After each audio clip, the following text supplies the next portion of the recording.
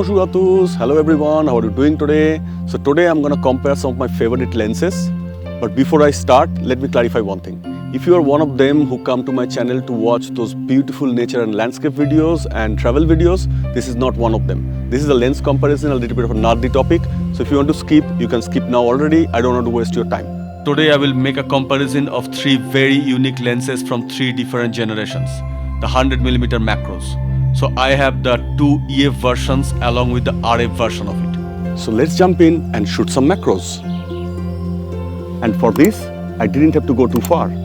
It's starting of the spring now and our locality is full of wildflowers. So few steps from the apartment and I have my subject to compare the macro lenses.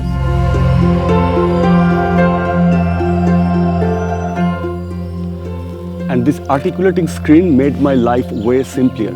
Before, I had to kind of lie down in the ground to get this type of low shots.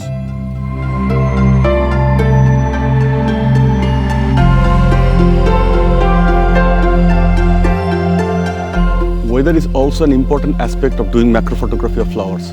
You really do not want a very bright day for it. You want a little bit of gloomy day. In that case, you can get more details out of flower. And that's what I have chosen as well. If you are doing macro photography seriously, you know that you do not always need that f2.8 aperture. Sometimes, as you are very close to the subject, you probably have to step down a little bit to get the right depth of field so that not everything looks like blurry and bokeh.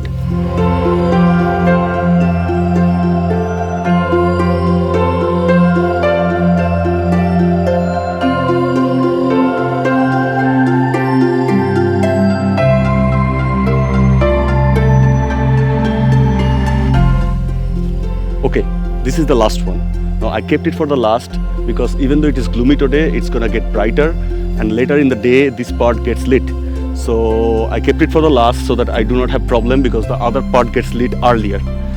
Now as the Shifu says in Kung Fu Panda, yes, my son is a big fan, so you can imagine that I watch it many times.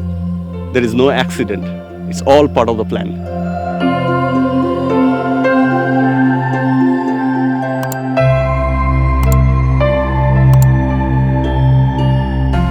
Okay, so all done and dusted. Now let's go to the digital darkroom and figure out how they look.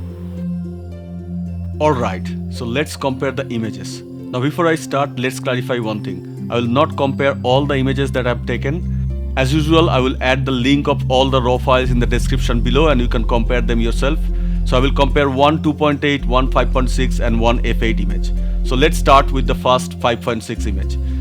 As always, I did some basic processing to normalize the images to make them more realistic on how they will finally be used.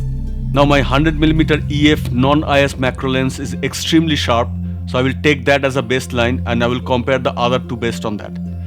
So in this comparison, the left side will always have that 100mm EF macro without IS and the right side will have the other ones. So let's start with the EF 100mm IS. I don't see any significant difference in the quality of the image. Let's see how the RF version does.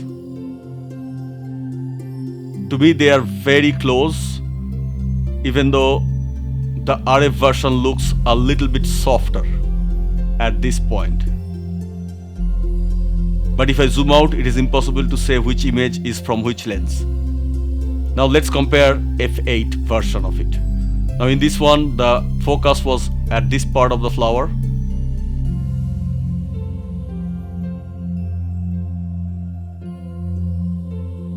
Again, the EF original without IS and the EF IS version of the lens looks absolutely identical.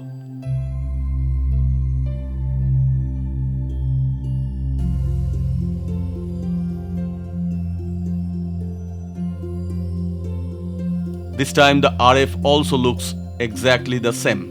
It is almost impossible to say which image is from which lens. Of course, it is top down to f8, so that is absolutely what is expected. Now let's see how it does for 2.8. Here the focus was in this flower. Again, I feel that the original EF without IS and the EF with IS are exactly the same. This time the RF also looks exactly the same. It's almost impossible to distinguish between these two. Now if I zoom out, they also look absolutely similar. So, what do you guys think? To me, they all look very identical. So when it comes to image quality, they are very much similar. So your buying decision will not depend on the image quality of those different lenses. Now the only thing that is different is that the original version, the EF version without IS, the autofocus of that is pretty slow actually.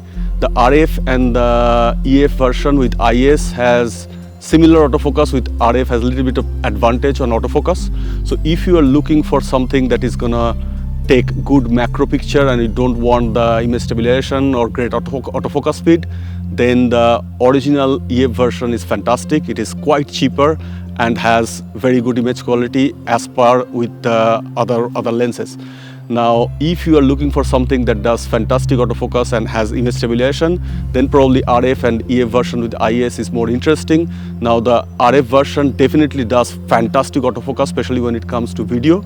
I'm gonna show you some of the shots which is impossible to take with those other two lenses than the RF one. Now, if that is not your requirement, then the EF with IS is still a pretty good option. The older version of the lens didn't manage to keep the eye in focus in such shots. Another example, here I wanted to keep the B in focus, but that didn't happen. I hope that this will help you your buying decision, and if it did, please give us a thumbs up. That means a lot to us. And if you have not already done so, please subscribe and press the bell icon to get notification of our upcoming videos. Now, last but not least, stay safe, stay healthy. I'm gonna see you again.